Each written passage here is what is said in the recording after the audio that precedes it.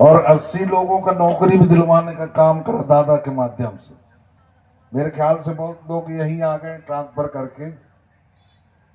और कई बार हम ऐसे रायसेन के जंगल में समान साय लोगों का लाखपति करोड़पतियों से लड़ाई लड़े, तब भी मरते मरते बच्चे बहुत सारे संघर्ष मेरे साथ में किए हैं। हमारे अमर सिंह जी, वो अगर कहानी हम लिखें तो मेरे ख्याल से पुस्तक तो बन ही जाएगा। और रिजल्ट भी प्राप्त किए हैं, ऐसा नहीं है कि हमने कोई पीछा रहा है। चाहे शिवराज के क्षेत्र का मामला हो, चाहे सिलवानी का मामला हो, सागर का मामला हो, और अभी लगातार हमारे ककोड़िया जी भी हैं। 10 महीना में बड़ा मुश्किल से जेल से निकलवाया हूं। हालांकि मैं पहले निकाल सकता था उसको, लेकिन मैंने कहा कुछ पक्का हो जाए क्योंकि मैं पहले भविष्यवाणी करके आया था कि ऐसा नहीं चलना है, और मैं जो कहा था वही हुआ था वहां। तो मैं चेतना भी देता हूं क्योंकि मुझे आभास हो जाता है। पर मैंने कहा कि अब ककोड़िया जी लगे गए हैं तो पुलिस भी पिटे और खुद भी पिटे और कट्टर हो गए। कहाँ है ककोड़िया जी? उनको भी मैं सेवा जोहार करता हूँ। मातृ शक्तियां पितृ शक्तियां सभी, जो जिनका नाम भी नहीं ले पाया हूं मैं, सभी पदाधिकारी गुणवान के करवा चलाने वाले, और इस गांव का जो आयोजन लगातार कर रहे हैं उनको हम धन्यवाद देते हैं कि आपने दादा हीरा सिंह मरकाम के आंदोलन को जिंदा रखा और हमको सबको बुला करके एक जगह जो है सम्मेलन के माध्यम से एक दूसरे का दर्शन होता है। सभी के चरणों को सेवा जोहार करता हूँ। साथियों, बातें बहुत सारे हैं, लेकिन मैं बात रखूंगा नहीं। एक, इस देश के अंदर आदिवासियों को ये सरकार की साजिश है, चाहे कोई भी सरकार हो। एक इंदौर में हुआ था, मैं पेपर कटने के बाद बता रहा हूं, अभ्यास मंडल की व्याख्यान माला, उसमें आदिवासियों की मांगों को समाधान करने में सरकार की रुचि नहीं। दुनिया में, पूरी दुनिया में आदिवासियों को खत्म करने का अभियान चलाया जा रहा है। अब ज्यादा जिम्मेदार तो विधायक जी हैं, और प्रश्न है उत्तर विधानसभा में ये बात को रख सकते हैं, और दिख भी रहा है। मैं डिंडौरी के देखता हूं, डिंडौरी का मूल निवासी हूं। कम से कम 7 बांध बन रहे हैं वहां। अब 7 बांध में करीबन 100-150 गांव उजड़ेंगे। अब ये जाएंगे कहां? एक है अनूपपुर जिला और डिंडौरी जिला, जो शोभापुर बांध वहां बनने जा रहा है। उससे लगातार जो है ना कुछ क्षेत्र है अपने बिठल दे, तो छत्तीसगढ़ बॉर्डर तक का जो है ना वहां जमीन डूब रही है। ये हो गए 2। और एक बांध जो है ना अंडई बांध, वो अभी पिछले उससे पड़ा हुआ है, वो भी बनना ही है। करीबन वो उसमें जो है ना 80% आदमी मुआवजा भी ले लिया। ये हो गए कितना? 3। और चौथा बांध जो है ना आपके मंडला में बन रहा है, तो हमारे डिंडौरी तक डूब रहा है। फिर एक राघोपुर बांध है जो मेरे गांव से ऊपर है, मरवारी राघोपुर, जहां लाइट उत्पादन होगा और डिंडौरी तक जो है ना डूब क्षेत्र आ रही है। एक और जो है ना यहाँ बसनिया बांध, उसमें भी डिंडौरी की जमीन जा रही है। तो ये कौन जाएगा कहां? ये संकेत दे रहा है ये पेपरों से। और इसमें प्रोफेसर सुंदर जी ने बोले हैं वहां इंदौर के व्याख्यान में, जो आदिवासियों के ऊपर चिंता किया है। तो हमारा लगातार तो हम बर्बाद होते जा रहे हैं, कहां जाएंगे ये बताइए। अब 132 गांव हमारे लगा हुआ जो क्षेत्र है उमरिया जिला, जिनकी लड़ाई में ये झगड़ा हुआ कोल माइंस और इसमें, तो आदिवासी जाएगा कहां, इसकी जिम्मेदारी किसकी है? और आज के समय में राजा का लड़का राजा हुआ करता था, वो जमाना खत्म हो गई। अब पेटी से पैदा हो रहा है, और पेटी से नहीं, अब तो ईवीएम मशीन से हो रहा है, और पेटी तो वो खत्म ही हो रहा है। इधर का वोट उधर और उधर का वोट इधर। और कांग्रेस वाले भी परेशान है, समाजवादी भी परेशान है, हम भी परेशान हैं। देश के जितने राजनीति है, क्योंकि लोकतंत्र की हत्या हो रही है, और हम जैसा चाह रहे हैं वैसा हो नहीं रही है। अब लड़ाई समाज का कौन लड़ेगा, ये बताइए भाई। विस्थापन के ऊपर विस्थापन। अब आप देख चुटका परियोजना, मैं उस दिन वहां की सभा में रहा है, बहुत साथी मेरे एक आध दो हो रहे होंगे, आज बहुत लोग रहे वहां मंडला के बसनियम में। मैंने कुलस्ते जी को कहा, और वो उसमें भी चला था न्यूज में, कि भैया ये कौम का कौन रक्षा सुरक्षा करेगा? अब इनको कहां दोगे? इनका पुनर्वास में जमीन का बंदर जमीन देने का भी है, मुआवजा छोड़ करके।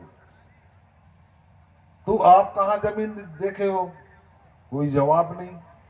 बहुत सारे वहां एसडीएम वगैरह तमाम उनके लावा लश्कर था।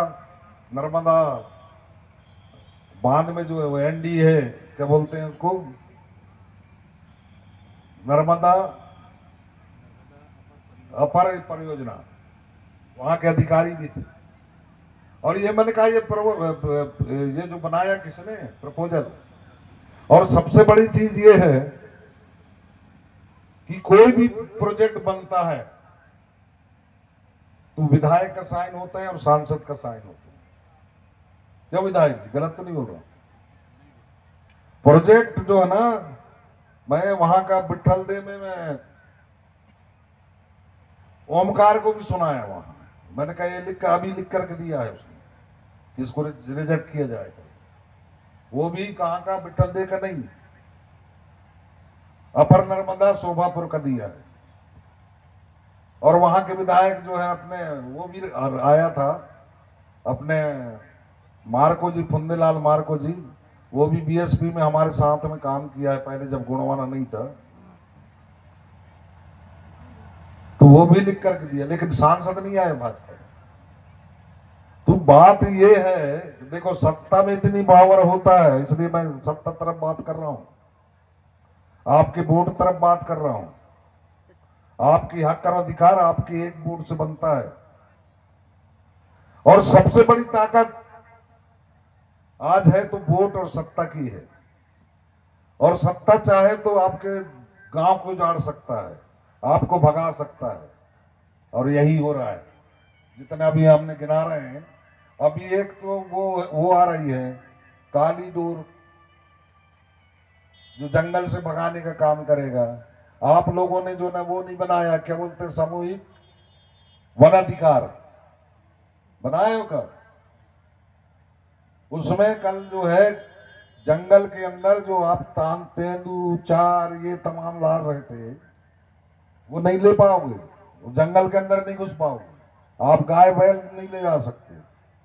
ये तमाम रणनीति भाजपा सरकार ने बना के रखा है।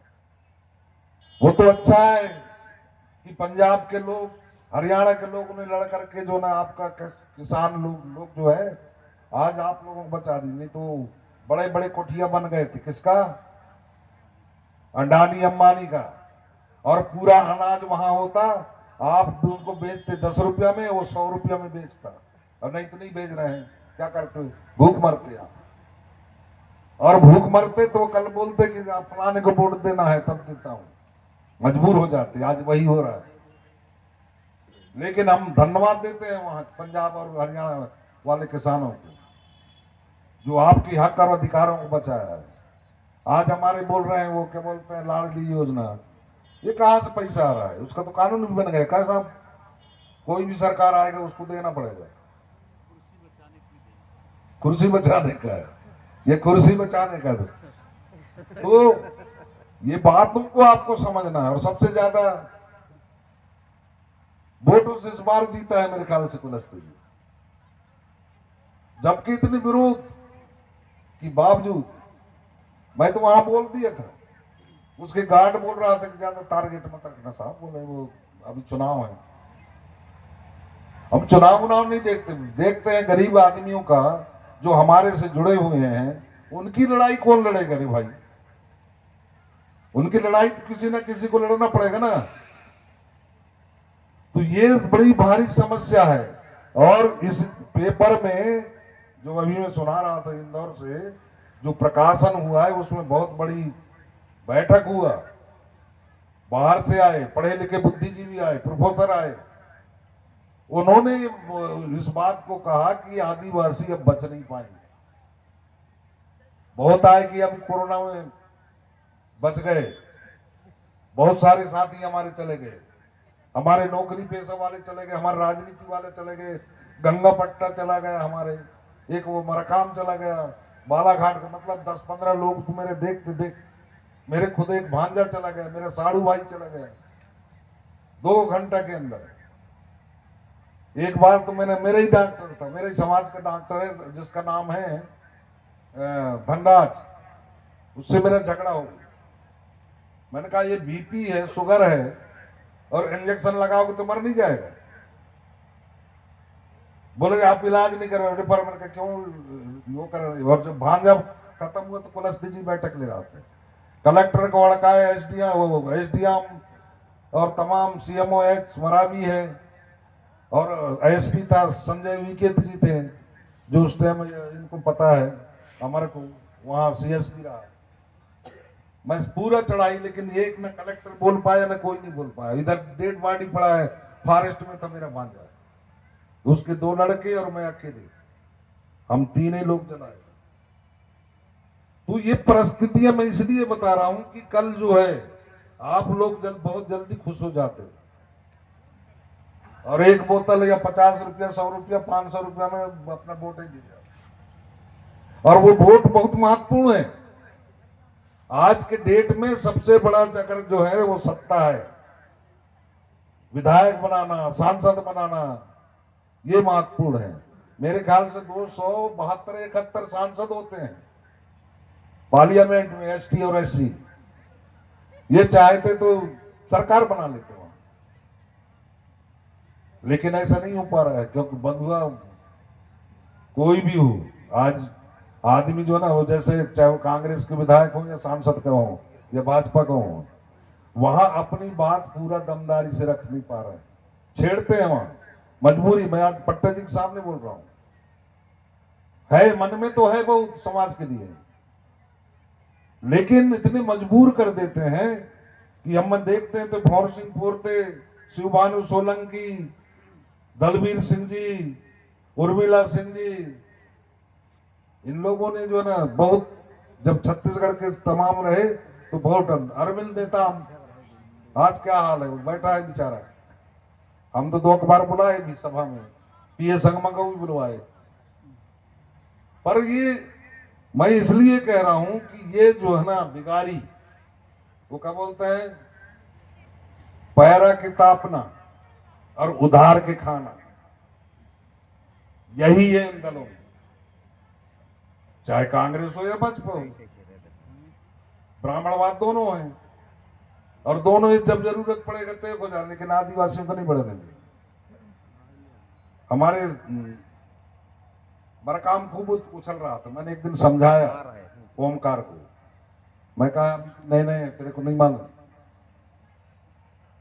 समझे ना, मैंने कहा अभी तुम्हें कुछ नहीं मालूम है कि कहां दबा देंगे। भौर सिंह पोरते को मार के फेंक दिए थे, भर बताऊं, डॉक्टर भौर सिंह पोरते। और मैं 80 से गया था, 81 में, 84 में मोतीलाल वोरा थे मुख्यमंत्री। आदिवासी विकास परिषद के माध्यम से 2 दिन सम्मेलन हुआ था, और वो इतने जोशी नेता था, सब लोग मानने लगे, लेकिन कुछ लोग, हमारे लोग गद्दार, उसके विभीषण का काम करने लगे अर्जुन सिंह से मिलकर। ये कहानी इसलिए बता रहा हूं कि हमारे लोग अगर कहीं बढ़ रहे हैं, चलो हम पट्टा को बढ़ा रहे हैं चलते, लेकिन करेगा क्या? सब तब अंधेरे अंधेरा। अब जैसे फग्गन कुलस्ते और ओम प्रकाश उनसे मिल गया कि ये ना बढ़ाए, और वो बोलता है क्या नाम, कुलस्ते बोलता है कि इसको ध्यान में रखना। पर कुलस्ते तो बहुत मीठा बात बोल भी लेता है, सुन भी लेता है, गाली भी सुन लेता है, लेकिन वो इतने अड़ूल है कि किसी के काम ही नहीं आया आज तक। और मैं तो मुंह पर बोलता हूं। मैं एक बार कुलस्ते ने बोला, मैंने कहा 2 महिलाएं की थी तो यार वो ट्रांसफर करवा दे, तो फोन भी किया, लेटर भी लिखा, और आयुक्त जो ने स्वास्थ्य विभाग बोले भैया हो जाएगा। मैं सोचा यार ये मंत्री बना है तो और साइन करवा देता हूँ। साइन करवा के दिया वो मैडम को, दूसरे दिन पूछा तो कहता है अब नहीं हो पाएगा। और मैं पहला आदमी हूं, मेरे से डरता है ओम प्रकाश, पूरे जिले के अंदर पता कर लेना, मैं हड़काता रहता हूं। एक बार तो पीला गमछा रखवा लिया, ये यहाँ क्या बोलते हैं, ये मेहंदवानी के धमनी गांव में। तीसरे दिन वो साला जो ना वो हारा हुआ था, तो हमने कहा यार इसको पीला गमछा से स्वागत करो, और पूछ पूछ के भाषण दिया, और पूछ पूछ के उसको कहा। मालूम पड़ा तीसरे दिन उसको राष्ट्रीय कार्यकारिणी में ले लिया, आज तक आदिवासियों को नहीं लिए। और कहता यार तोर पैर बहुत वजन है। मैंने कहा हो गए, बोले मैं फायदा हो गई सर का है। मैंने कहा और रहना, अभी वो मिल गया था क्या नाम, देव सिंह सैयाम, 5 तारीख को रानी दुर्गावती के जन्मदिन में। मैं कहा तई भी पीला गमछा रख, वहां शिवनी मिल गया। तो मैं इसलिए बता रहा हूं कि हम लोग कहीं सुरक्षित नहीं है। किसी दल में चले जाएं, हमको मंत्री बना देंगे, लेकिन हमारे पीछे एक सीआईडी छोड़ देते हैं कि ये कहीं जहां काम करे इसको दबाओ। वहां पीएस सुनता नहीं था ओमकार का, वो मैडम थी, क्या नाम मैडम का, वो साहब वो रस्तोगी मैडम, ओमकार का नहीं सुनता। मंत्री क्या कर ले बताओ, प्रशासन तो वो चला रहा है ना। शासन और प्रशासन बहुत अंतर होता है। मैं 27 लोगों को नौकरी लगाया हूं डिंडौरी में है उसका, और वो बोल दिया था कौन, विदर्भ को ले लेके गुलजार जाता था, तो मैंने कहा जब आई एम सॉरी बोल दिया, ये अपने जबलपुर का था, क्या नाम उसका, स्वास्थ्य मंत्री अजय बिश्नोई, तो गुलजार बैठ गया। मैंने कहा ला रही, मैंने कहा अब होगा, क्योंकि मेरा संबंध किससे था, आयुक्त से साहब, क्या बीडी शर्मा करके ऐसा था, तो उससे मेरा संबंध तो गया, और वो काम हुआ भी।